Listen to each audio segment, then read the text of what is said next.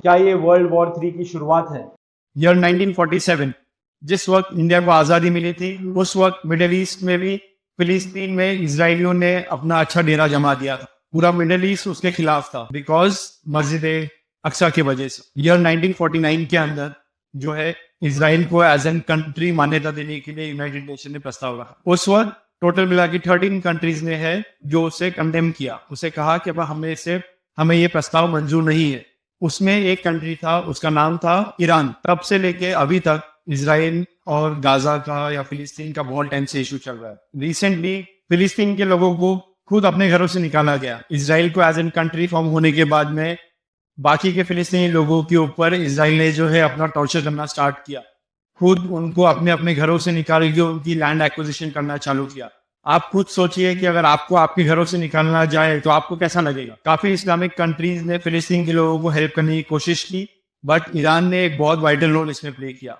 सबसे important part रहे कि ईरान ने जो है एक अलग किस्म की स्ट्रैटेजी यूज की, जिसके अंदर ईरान खुद डायरेक्टली फ्रंट पेज पे आके फाइट नहीं किया, बट उन्होंने जो है मेक श्योर किया कि उन्होंने दूसरे छोटे छोटे इस्लामिक फ्रंट्स को सपोर्ट किया ताकि वो उन्हें हेल्प कर। ईरान के सपोर्टेड थिंग मिलिटेंट ग्रुप्स जिसका नाम हमास, हिजबुल्लाह एंड इस्लामिक जिहाद, ये तीनों ग्रुप्स को ईरान जो है अपनी फंडिंग देता था और फिलिस्तीन के लोगों को हेल्प करने के लिए इसराइल पे अटैक हुआ। ईरानियन रेजोल्यूशन या फिर इस्लामिक रेजोल्यूशन जब ईरान में आया इन द ईयर 1979, उस वक्त एक जनरल थे मोहम्मद रजा।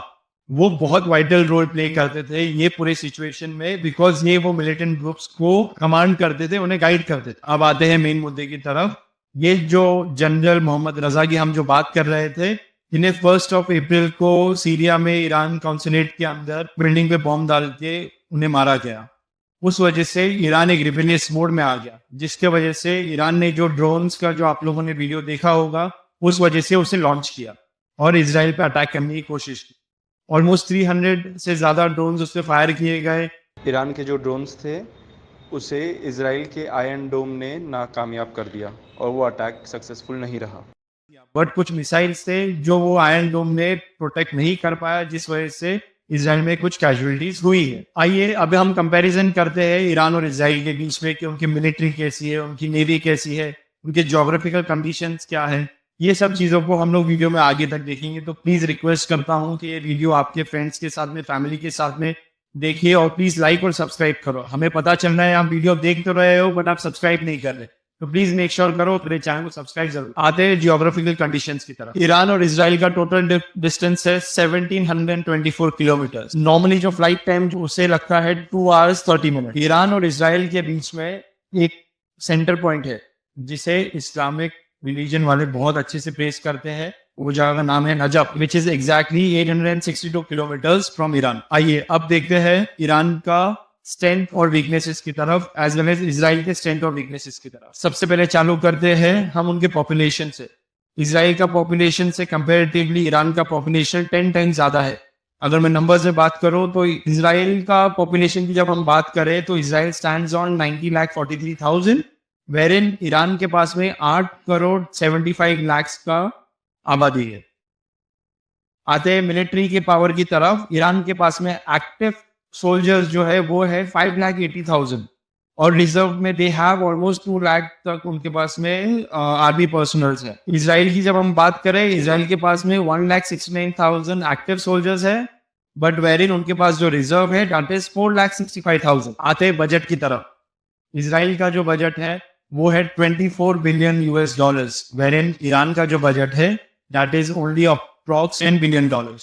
तो प्लीज मेक श्योर करो it is not only about the dollars और the budget what we have. Iran के जो मिलिटेंट ग्रुप्स है वो उनके स्टेट के पास से फंडिंग के लिए वेट नहीं करते। अभी हम बात करेंगे एयरक्राफ्ट के बारे में, जिसके अंदर ईरान के पास जो है वो है 551 एयर फाइटर्स है, वेरिन इजराइल के पास में 612 फाइटर्स है। बट एक बात याद रखिए, इजराइल के पास में जो है वो काफी मॉडर्न किस्म के फाइटर थे। जैसे अगर मैं कुछ बात करूं एग्जांपल्स के तौर पे, इजराइल के पास में F-15 है, F-16 है, F-35 है। इजराइल के पास में उनका एरियल डिफेंस जो है जो बहुत ज्यादा स्ट्रांग है। जैसे आपने आयरन डोम के बारे में सुना होगा, और उनके पास में एक एरो स्लिंग करके भी एक चीज है जिस वो भी काफी इंपॉर्टेंट है, जो ऑटोमेटिकली रॉकेट्स या ड्रोन्स को देख के फायर होके वो उन्हें हवा में ही किल कर देते। जो बहुत ज्यादा स्ट्रांग है, इसराइल का एक मेजर इंपॉर्टेंट पॉइंट है। बट इसके अंदर भी जब इसराइल ने अपने जो मिसाइल्स डाले हैं, उसने वो आयरन डोम को भी बाईपास कर दिया। तो इसके लिए वी आर वरीड और people are worried in the world कि Iron Dome is working as expected और नॉट। आते हैं आर्सेनल की तरफ। ईरान जो है इसमें इनकम्पेरेबल है।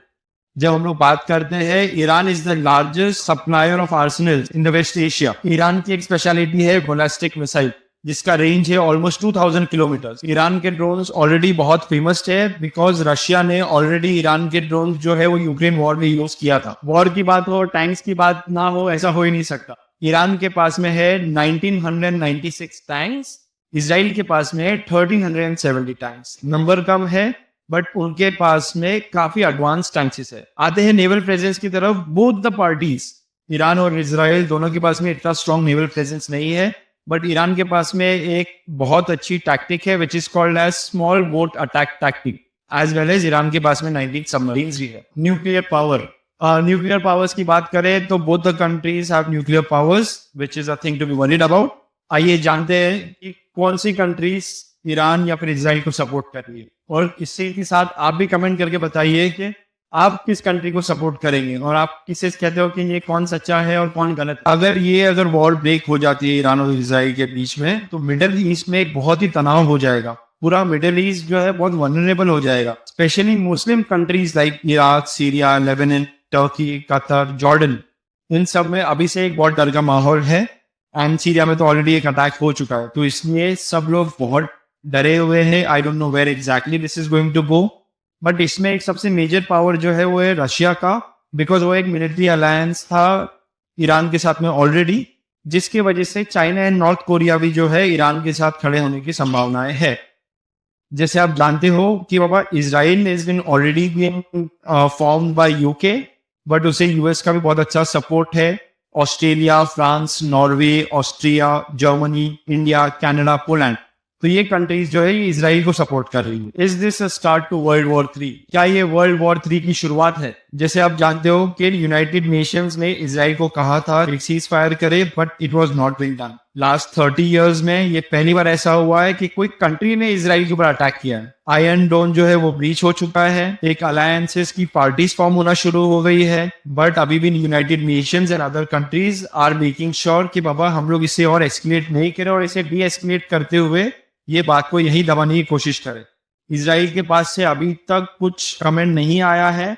They are saying that they are going to revert back to the action which was done on them, लेकिन अभी हम देखेंगे वक्त के साथ में कि इसराइल के अंदर जो मीटिंग्स हो रही है उनका कंक्लूजन क्या होगा। ऐसे ही वीडियोस और देखने के लिए प्लीज मेक श्योर करो subscribe to our channel, so that हम आपको ऐसे ही बहुत सारे इंफॉर्मेटिव वीडियोस और ला के देते रहे। Thank you.